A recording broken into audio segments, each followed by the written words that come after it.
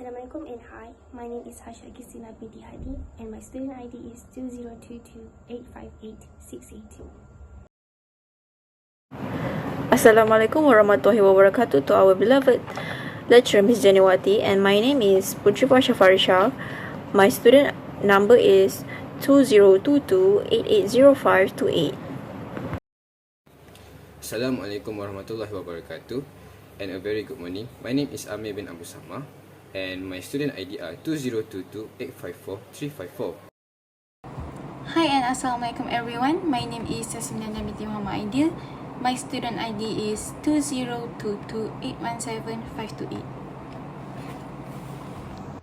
Hi everyone, my name is QISTINA binti ZAFIR. Student ID 2022849088. Assalamualaikum and hi, my name is QISTINA binti HADI and I am one of the member of the group that will be talking about how Royal Police of Malaysia PDRM managed the issue of reducing the crime rate in Malaysia, which is the topic for our presentation.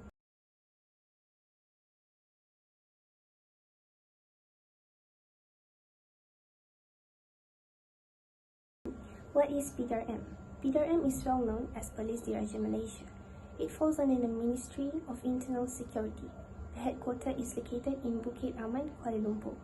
When they are doing their responsibilities, they are also assisted by a support group comprising of police constables, police cadets, civilian service element, auxiliary police, and police volunteer reserves. Moving on to the next slide, here we have the management in PDRM. The first one is planning. What is planning? I'm only going to tell you the definition of planning, as my other group members will be elaborating more on this topic. So planning is setting goals and defining the actions necessary to achieve those goals. As you know, PDRM is an organization that protects the citizen in our country, Malaysia, and that is their main goal. Not only that, but also to keep the harmony and peace in our country. In order to do that, they must come up with a plan to achieve it. Here, I'll give you an example. There is this one area where crime always happens in the area, which is robbery. And that is very dangerous crime because people could actually get hurt because sometimes they would bring dangerous items such as knife. So the police come up with a solution to put CCTV camera in every corner of that area to catch them. And that is what we call a plan. The next one is organizing. Organizing is a process of determining the tasks to be done, who will do them, and how those tasks will be managed and coordinated. In PDRM, there are levels of hierarchy, meaning that there are each layer of authority from the top to the bottom of an organization. We just finished talking about planning, and for us to achieve our goals, we must do an organizing so that the tasks can be done smoothly. The employees will be given a different task so that they only have to focus on their task given, and the process of achieving the goals would be faster. Third one is decision making. It is a selection of a course of action from among two or more possible alternatives in order to arrive at a solution for a given problem. This way you have planned various alternatives. You then will have to choose the one that will work. And you must think about the outcome, whether it will be a good one or a bad one. Decision making is very important as you do not want to make any mistake. And the last one is controlling. Controlling is to monitor the performance of an organization and its progress in implementing strategic and operational plans. In PDRM, the one who has the most power will have to make sure that the organization is moving towards the achievement of its goals, making sure that all employees are doing their work that are given, and also to be able to control the situation if something went wrong so that the organization can keep doing its job.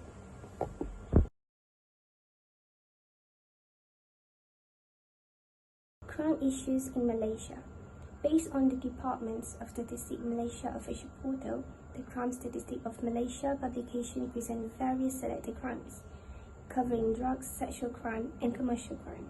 The number of drug cases and arrests made by the Royal Malaysian Police decreased by 11.2% and 11.3%, respectively, to 108,220 cases and 129,604 arrests for 2021.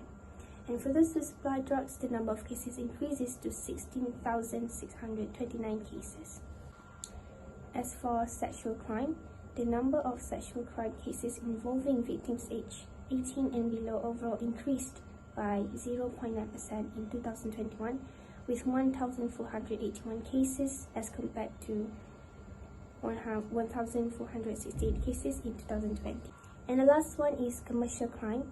The number of commercial crime cases reported to the Royal Malaysian Police in 2021 increased by 15.3% to 31,490 cases from 20,323 cases. Fraud cases were the highest at 28,842 cases in 2021. This was followed by cases of criminal breach of trust, which have 942 cases.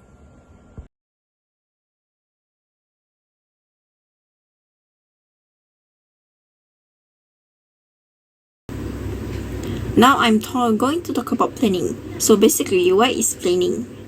Planning is the act or process of making or carrying out plans, specifically establishment of goals, policy, and procedure for a social or economic units, according to Merriam-Webster Dictionary. Planning is considered as a basic function of management. Planning indicates how to effectively organize an organization. It encompasses determining necessary future activity, assigning them to the right personnel, delegating authority, providing tools and raw materials. Planning is a fundamental management function which involves deciding beforehand which is what to be done, how is it to be done, when is it to be done, and who's going to done it.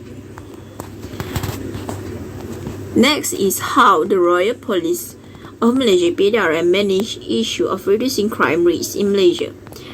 QISTINA 1999 argues that crime is an important subject to study because the crime represents a major social problem that has been focused in a developed country. Here are some planning initiatives that has been taken and implemented by Royal Police of Malaysia in managing issue of reducing crime rates in Malaysia. First are Crime Reduction Initiative under the Government Transformation Program (GTP). It was launched back in 2009. The program was created to support the former Prime Minister Dato' Sri Najib bin Haji Abdul Razak One Malaysia concept and motto of People First, Performance Now. The Reducing Crime NKA look at revitalizing the criminal justice system to improve our operative layer of addressing crime in Malaysia. Since implementation, several measurable key results are announced as nationwide crime reduced and also violent cases are cleared. Specific action plans has been laid out to achieve these goals. Okay, on top of that, Royal Police of Malaysia (PDRM) also implementing other countries' Principle of Crime Prevention. As example, United Kingdom 10 Principles of Crimes Prevention. These are some of ways that Malaysian citizens may able to face to their own particular circumstances. Not only by implementing other country principle of crime prevention, but also immigration enforcement program is a compound action that has been taken by Royal Police of Malaysia (PDRM) with Immigration Department of Malaysia Cooperation in force. These enforcement programs are under Immigration Compounding Offences Regulation. Under Immigration Compounding of Offences Regulation 2003, in accordance with the power conferred by Section 65 of the Immigration Act 1959. What next? What does immigration enforcement do? They targeting the group of people or criminals who are exploit the vulnerable and support the illegal immigrants. Next, what is illegal immigrants? The cross-border movement of people where the official authorization is lacking, breaches expired, fraud, or irregular.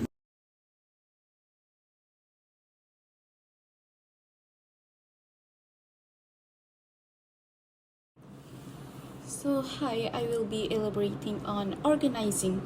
What is organizing? Organizing is a function of management that involves developing an organizational structure and allocating human resources to ensure the accomplishment of objectives of the organization.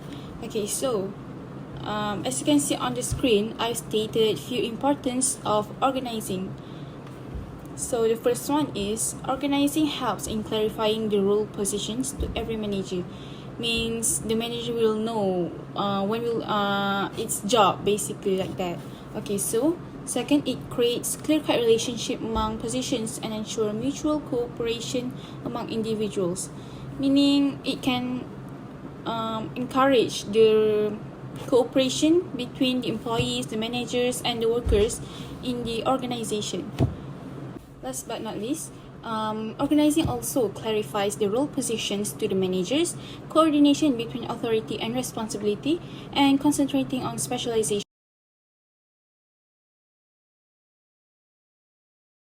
So as you can see on the current slide, I've listed down few elements of organizing that they applied in PDRM.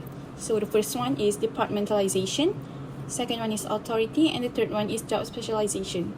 So we'll dig through what these three elements means and how is it related to what PDRM do in order to achieve their objectives in their organization. Okay, so first of all, departmentalization. What is departmentalization? Departmentalization is a process of dividing the organization into various departments or subunits. So currently in PDRM, in the Royal Police of Malaysia, they have about 10 departments, which includes, as you can see on the screen, Department of Management, Department of Criminal Investigation, Department of Logistic Resources and Technology, Homeland Security and Public Order, Special Brawls, which also well known as Cawangan Khas. They have Department of Integrity and Standard Compliance.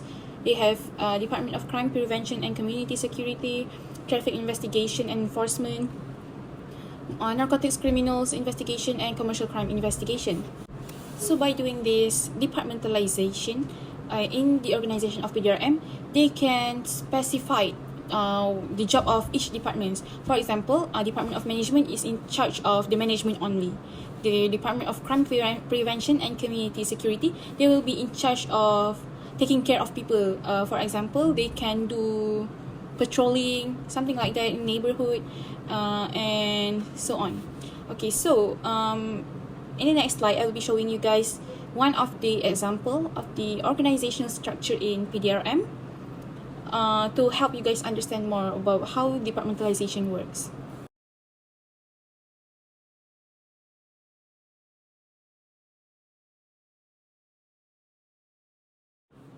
So the second elements of organizing I will be elaborating on for today is authority. What is authority? So in general, authority means power, highest power, something like that. So authority is the right way of commanding subordinates, issuing orders and instructions, and exacting obedience from the team. So logically, we all receive orders from the leaders, the highest leaders, something like that. So in PDRM, we have Tan Sri Abdul Sani Haji Abdul Wasani, the 13th Inspector General of the Royal Police of Malaysia.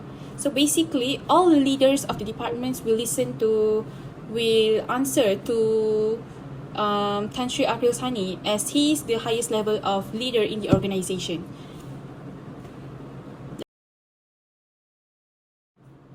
So last but not least, job specialization. Job specialization means a process that occurs when employees gain knowledge, education, and experience in a specific area of expertise.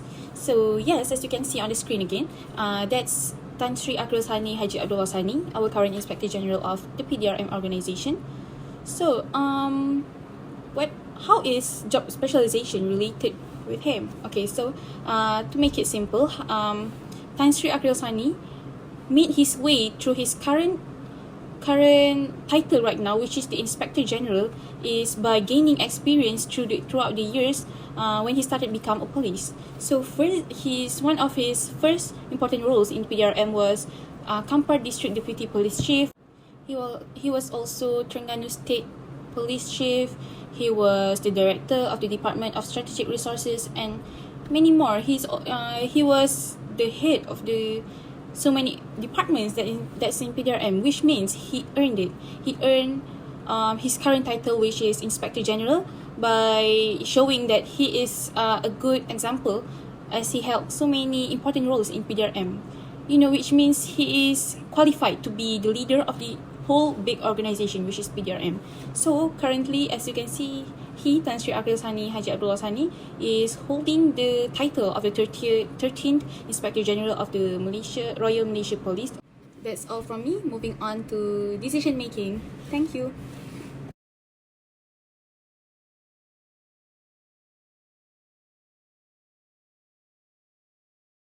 I will be going through the decision making in our case of study, which is how Royal Police of Malaysia manage issue of reducing crime rate in Malaysia.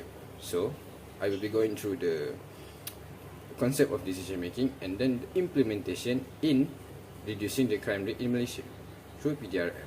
So first and foremost, what are the definition of decision making?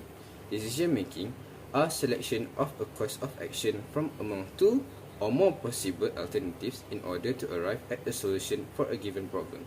Now, what are the importance of decision making?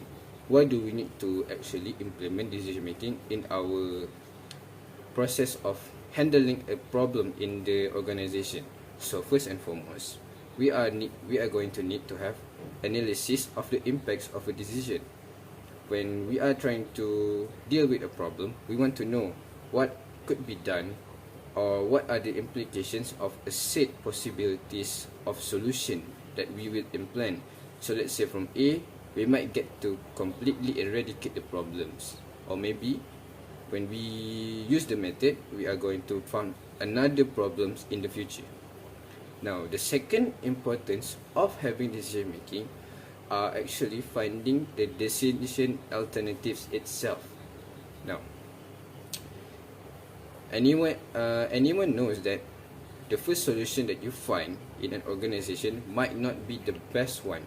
So when we are in the process of decision making, we are trying to find other possible solution. Maybe from a company in our company, they offer us a sort of proposal letter saying that their company can do something for us, and then maybe in our own company we have workers who are actually much more competent in doing set jobs. Alright, so now this is going to take us to the third importance of decision making, which are evaluating various options. Now, like I said before, let's say we have a lot of options from the company, from the internal organization of ourselves. So what are the other implications, or how do we spread the things? How do we evaluate the things? What are the implications? What are the consequences of said things? Basically, we are trying to say, like, if you are trying to open a business, we are saying like, first we want to make a business. What business do we want to make? If we make a business about laundering, there are no competitions. But if we make a business about a restaurant, we will have a lot of competitions. Alright, moving on to the next slide. Alright, so for this slide, we are going to talk about the two types of decision making, which are the program decision making and non-program decision making. So, what are program decision making? Program decision making are essentially a repetitive or routine things that are solved through clear-cut mechanism. So basically, when this is a problem that has been encountered in the organization for daily, every day the people in the organization will be dealing with this sort of thing. So in PDRM, maybe the procedures or the program decision are how to handle a criminal, how to handle outlaws. Perhaps first they need to take a statement. After that, they need to apply for some sort of a restraint order for that guy, so that the outlaw does not run. Alright. So that are for the program decision. Now, what about non-program? Non-program decision are actually an exceptional or non-recurring problems, something that does not happen daily, something that happens under very specific circumstances. Usually it happens under crisis conditions, and it involves plenty of ambiguity. And also in this problem, there are no specific procedures. Like program, you have routines, you have procedures, you have things that the manager should follow. But in non-program, it actually involves participants from the higher ups. The higher ups need to group together and think of a solution. Sometimes they need to think of a short-term solution first, and then they can implement a far longer solution. Like the MCO in COVID, we have a lot of problems, including in the part of education-wise, we have financial problems. Yeah, and one of the most recurring about COVID-19 is actually the crimes, because when people don't have any money, they steal, they rob, and so on. Now, moving on to the next slide. Alright, in this slide, we will be talking about the three conditions of decision making, which are first, certainty, second, uncertainty, and risk itself. So what are the difference between these three types of condition? Certainty are when the managers have ample information, and the ample information give them the ability to have clear insight of the outcome of decisions. So I have told you about the alternatives. Decision making involve having alternatives solution to the problems. So in certainty condition, managers actually have all of the information needed, that they know what exactly will happen, and this will actually help them in order to prevent in case there is some sort of problem that might arise from the best solution. So what are uncertainty then? So uncertainty are when the managers don't have enough information about the problems, then don't have enough information about the alternatives, even that a lot of the outcome of the various action, of various alternatives, various possibilities of solutions are not clear. They don't know a lot of them. It is not that the managers don't have any information at all. They have, but not to have a clear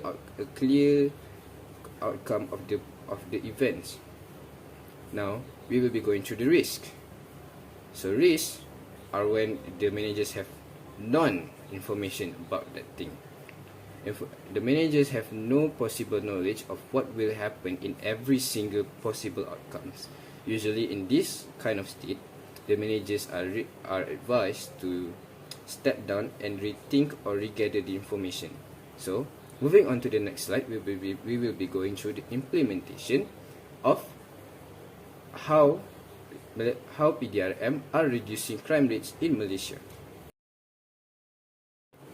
Alright, now let us move on to the implementation of the decision making in Malaysia, the things that PDRM actually decided to do in order to protect us citizens from having to encounter such crimes to happen, like robberies, rape, murders. Alright, so the first one, and the most common one that we have seen, that probably everyone have seen them, is roadblock. So what are roadblock essentially? So roadblock are actually a barrier of barricade on the road, especially one set up by the authorities to stop and examine traffic. So a lot of you have a driving license, or even the ones that usually go with your parents. I'm sure you have seen a sort of roadblock. There are authorities, sometimes policemen, sometimes there are officers, sometimes there are even GPJ that stop the vehicles like cars and motors and check their registration, check their faces, check their ID. So why are they doing this? So the real reason they are doing this actually the importance are capturing criminals and preventing crimes itself. So in the event that police actually do this, they can prevent crimes, because when there are police around, people would be less likely to actually commit any such acts. And and sometimes roadblocks happens to prevent crimes because the police got tipped off from a sources saying there are going to be an illegal racing, let's say. This is the most common types of crimes if you are more familiar, if you are from a large cities like Kuala Lumpur or Selangor sometimes. So what are the common operation times for these activities? So I'm not trying to say this so that you would be encouraged or you would be actually more aware of the time when to commit crime. No, I'm just saying this for your information only. So the most easiest one are actually during holidays, like the Tahun Baru Cina, the Chinese New Year, holidays. That are one of the times that police actually increase their omnipresence in the community. And another one are actually events that regarding politics, because I'm not going to lie to you that politics parties have a lot of extremist members. They would gather up in an illegal gatherings and wreak havoc. So police, they are going to do roadblocks to prevent these types of people to actually gather. So moving on. Alright, so another thing that PDRM actually do are they establish a 24-hour police station. So what are actually this police station? They are actually the office or headquarters of a local police force. So what are the purpose of said police station? They are to patrol neighborhoods in the areas to prevent crimes and protect vehicles and property from crimes. So actually, essentially, this police station, they are actually so that people can be protected, because this is the best place for people to actually come and report the things that have been done to them. Some things like they have been hit by a car perhaps and the car got run away. You cannot expect to find them without getting into troubles with authorities, right? So the policemen are actually the PDRM. They are implementing these types of people to deal with that problem themselves, to prevent we as a citizen to commit hazardous crime, or to prevent a hazard to the citizens themselves. So what are the importance of this? So it is important because it will be ensuring a crime-free neighborhood, because when there are police stations, there are police that are patrolling the neighborhood, you will be a lot more scared to be doing crimes. You will see that, oh, if I do crimes, I might get reported, or the police at the local might arrest me, something like that. And as I said before, the major importance of actually having this station are actually to have the place for public to report something that has been done wrong to them, the crime itself, like being robbed, rape, a lot of things. So moving on, and the final way that they actually implement this stuff is they are raising awareness among the publics, or in short, they are raising awareness itself. So what are actually raising awareness? So they are making people conscious or aware of a problem or issues. When I say raise awareness, it's actually in PDRM context, it's regarding about the crimes, the things that are being done regularly, or a new crime that has been done recently. Perhaps it is a trend in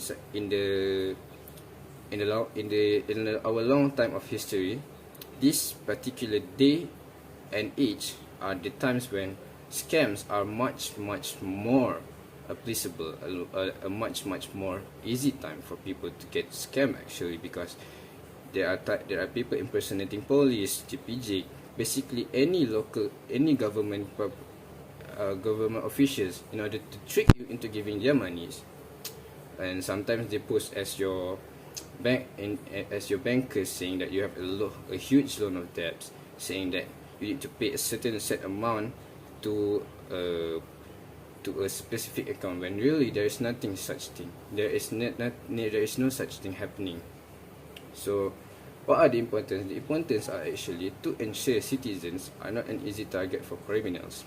When they do these kind of things, when they give awareness to the people in our community, they are giving you information, they are giving you kind of a roadmap of what will happen to you if you encounter this, and what you should do as a citizens to prevent yourself from getting tricked.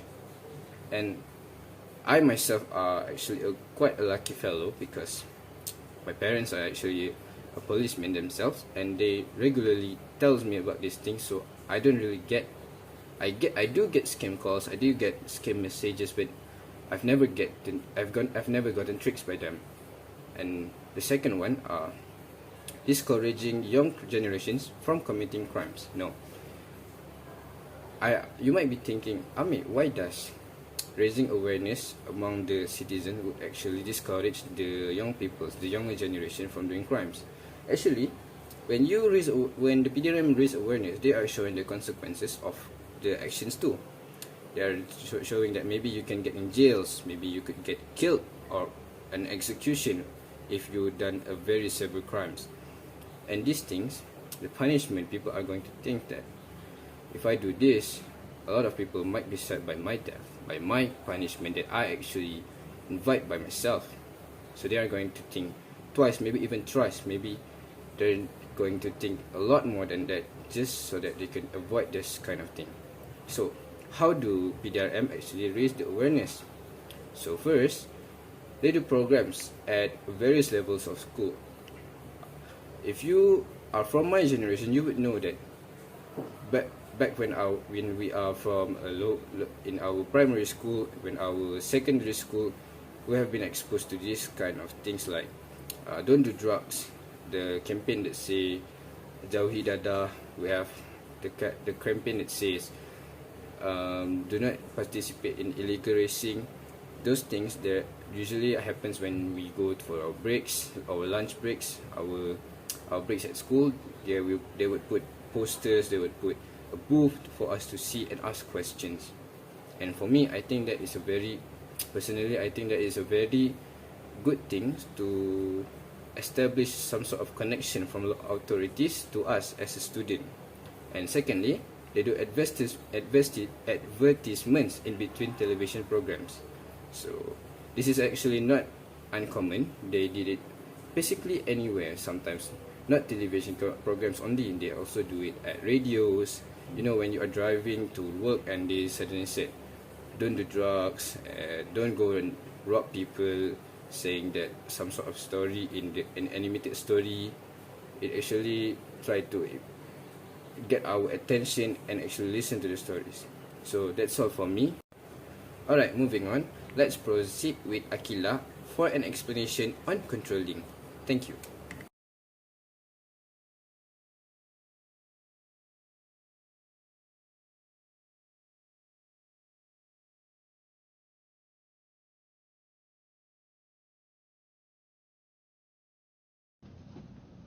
Assalamualaikum and hi everyone. So today I will explain to you guys about controlling and reducing crime in Malaysia. So, do you guys know what is controlling? Controlling is the regulation of organizational activities in such as way to facilitate goal attainment. So, controlling have many of importance such as adapt to environmental change, limit the accumulation of error, cope with the organizational complexity, and minimize costs.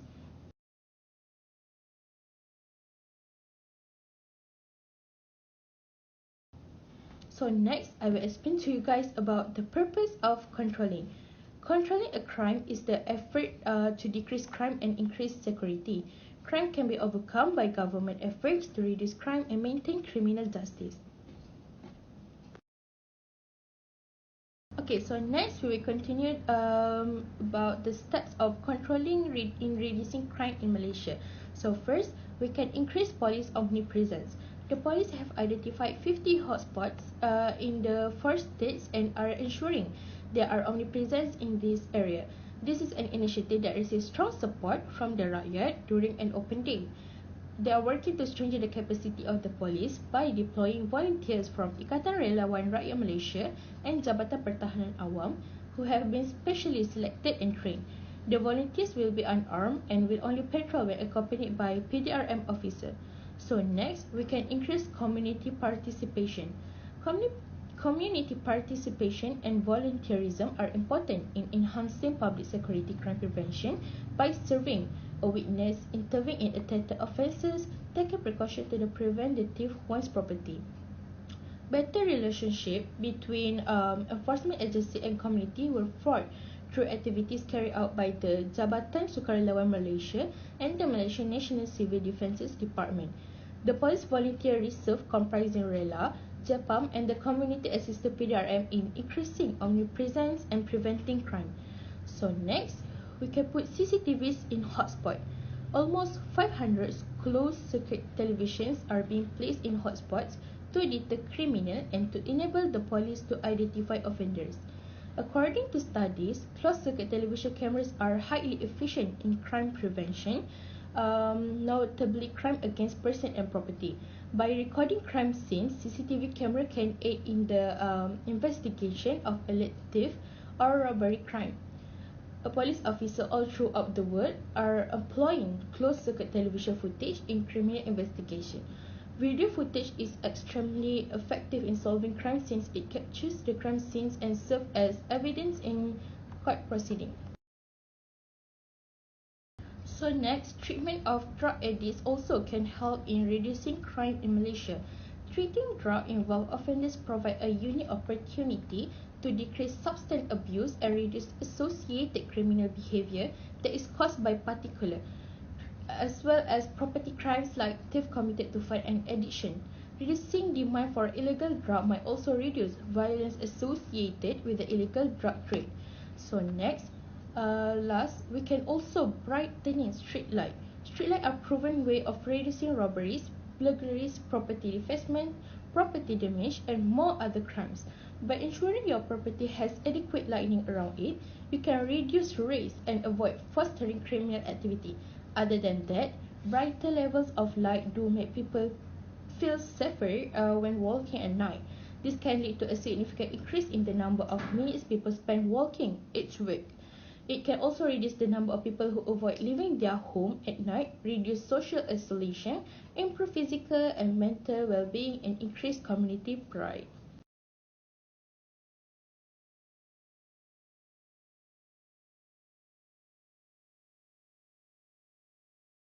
In conclusion, it is proven that an organization must have a proper management in order to achieve their goals or objectives. And as you can see, without PDRM, our country Malaysia would be failing in protecting its peace and harmony, and crime would be increasing without them. To prevent more crime from happening, PDRM, which is an organization that are responsible for the security of the citizens of Malaysia, must have a good management and come up with a good plan to make the crime in Malaysia decrease. This way, the people of Malaysia will be able to live in peace and don't have to worry about their safety, as PDRM know their responsibility towards the country. Thank you for watching.